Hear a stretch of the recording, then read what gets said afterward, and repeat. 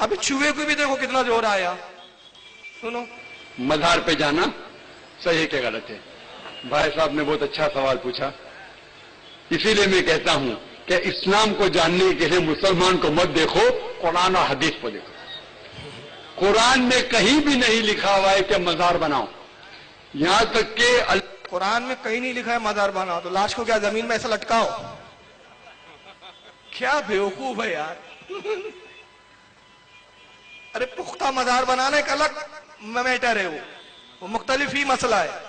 मज़ार हो या कब्र हो, कुरान में कोई नहीं लिखा है कि कब्र मज़ार बनाओ, तो क्या लटकाओ, हवा में मुर्दे लटकाओ। वाह भाई, क्या इल्म है यार। अल्लाह के रसूल मोहम्मद सल्लल्लाहु अलैहि वसल्लम ने कहा कि कोई भी कब्र पक्की नहीं होना चाहिए, अगर पक्की है तो उसको जमीन से नष्ट करना चाहिए।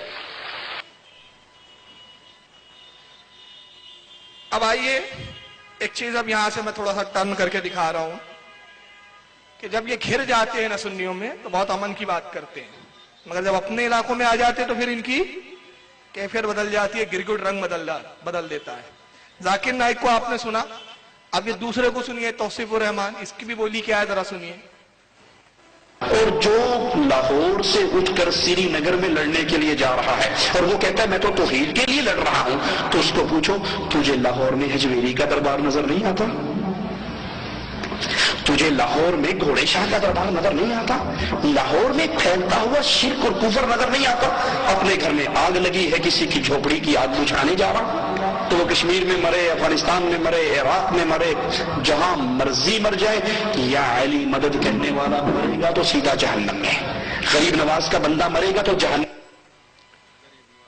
गरीब नवाज का बंदा मरेगा, गुलाम मुराद है यहाँ, वो भी जहन्नम में, गरीब नवाज का गुलाम भी जहन्नम में, या अली मदद करने वाला भी जहन्नम में, और जो श्रीनगर जा रहा है जिहाद करने लड़ने के लिए, मैं उससे कहना चाहता हूँ कि दातागंज बख्श लाहौरी की कब्र पर तुझे फैलता हुआ शिर्क नजर नहीं आता? वहां जा, पहले वहां जिहाद कर। ये इनका कहना है, ये बोली बदल जाती है और नतीजा क्या होता है ये मैंने हालांकि दिखा चुका था, लेकिन यहाँ फिर लोगों ने मुझसे बार बार ख्वाहिश की, बार बार मुझे मुतालबा किया, फोन भी आया, पर्सनल भी बोला कि दिखाओ दिखाओ, तो मैं रिपीट कर दे रहा हूँ क्योंकि कुछ लोग नए होते हैं तो वो भी देख लें कि अपने इस बातिल अकीदे और इस बातिल ख्वाहिश को पूरा करने के लिए इन्होंने जरिया क्या चुना। जरिया ये चुना कि दातागंज बख्श लाहौरी पर बम का हमला हुआ, 2 या 3 बार हमले हुए, और उस हमले के लिए खबीसों ने क्या किया, एक बच्चे को मतलब तैयार किया, छोटे बच्चे को। वो बच्चा जो स्कूल जा रहा था उसको पकड़ा और पकड़ के कहा कि ये तो दातागंज बख्श लाहौरी पे जो दरगाह और बाजार पे जो लोग जा रहे हैं ना, ये इतने बड़े मुशरिक है कि अमेरिका में भी इतने बड़े मुशरिक नहीं है, ये अमेरिका के ईसाइयों से बड़े मुशरिक है। यहाँ बम से जो है मतलब अगर तूने उड़ा दिया, खुदकश हमला किया तूने, तो अगर मर भी गया तो सीधा जन्नत में जाएगा तू, और तेरे घर के हम सब देख लेंगे सब मामला जो है। उसको बम बांध दिया बच्चे को, वो बच्चा छोटा स्कूल पढ़ने वाला बच्चा, वो जिहाद के चक्कर में और जन्नत की लालच में वो दातागंज बख्श लाहौरी की मज़ार पे बम लेके पहुंच गया। अब वो बच्चा था, थोड़ी देर के बाद जब वो बम फूटने के करीब हुआ तो घबरा गया, आखिर में मौत के खौफ से आखिरी वक्त में उसने अपना बेल्ट खोला और फेंक दिया। विस्फोट हुआ, कई सौ तो लोग मर गए उसमें, बाकायदा वो फोटोग्राफ भी है, वो दिखा के मैं आपके जज्बात को बढ़ाना नहीं चाहता, तकलीफ ही होंगी आपको देखकर, मैंने नेट पे डाली है वो चीजें। तो वो कई लोग तो मर गए लेकिन ये जख्मी होके बच गया। पूरे मीडिया वाले जब इसके पास पहुंचे और इंटरव्यू लिए तो उसने इनकी पॉलिसी बताया, जरा सुने क्या बोल रहा है।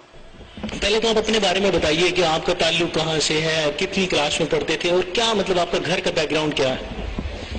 हमारा ताल्लुक मीरानशाह ईसा खेल के साथ है। ईसा खेल में मैं नूर पब्लिक स्कूल में सबक पढ़ता था।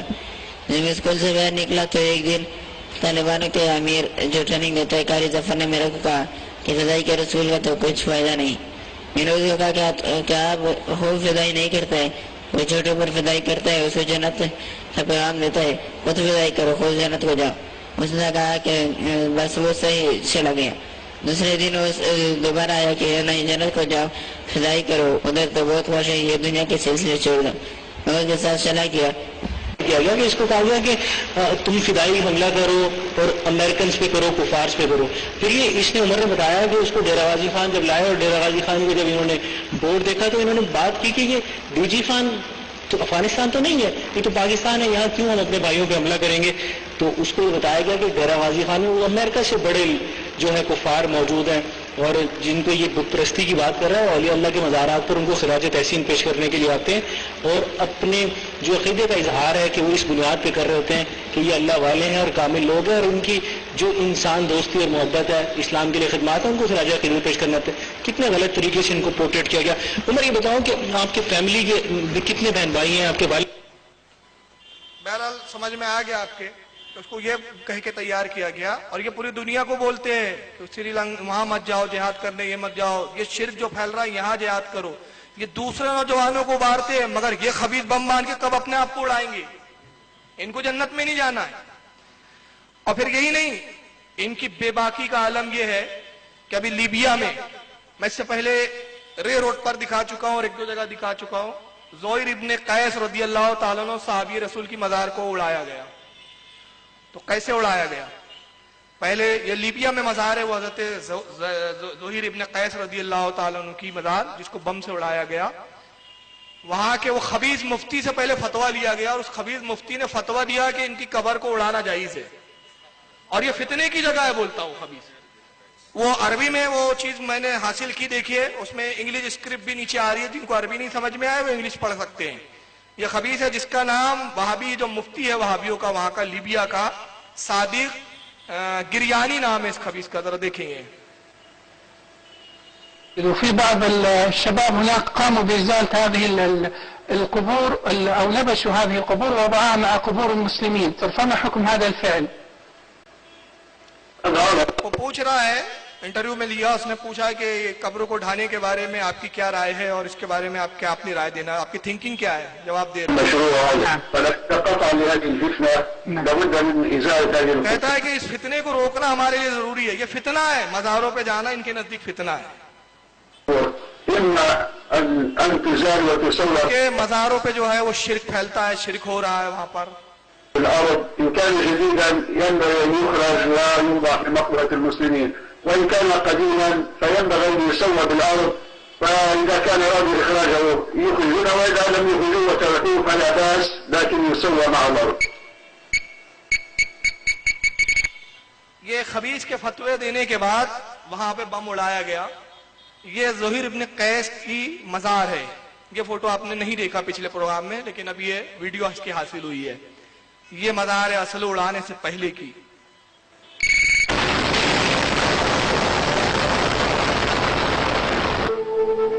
یہ ڈھانے کے بعد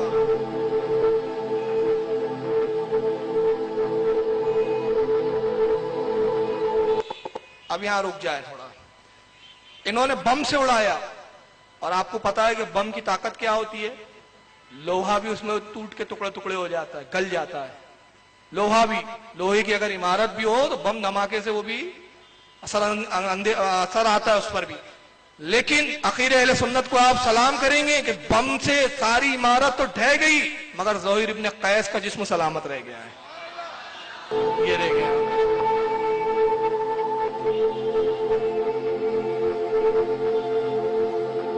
یہ جسم مبارک ہے جو چادر چڑھا دی گئی بعد میں ان کے جسم میں۔ تو یہ اتنی بڑی دلیل اہل سنت والجماعت کی کہ تم نے اڑایا اس کو، لیکن آج بھی ان کا جسم سلامت رہ کے بتا رہا ہے کہ جب میں سلامت ہوں تو میرا آقا کتنا سلامت ہوگا۔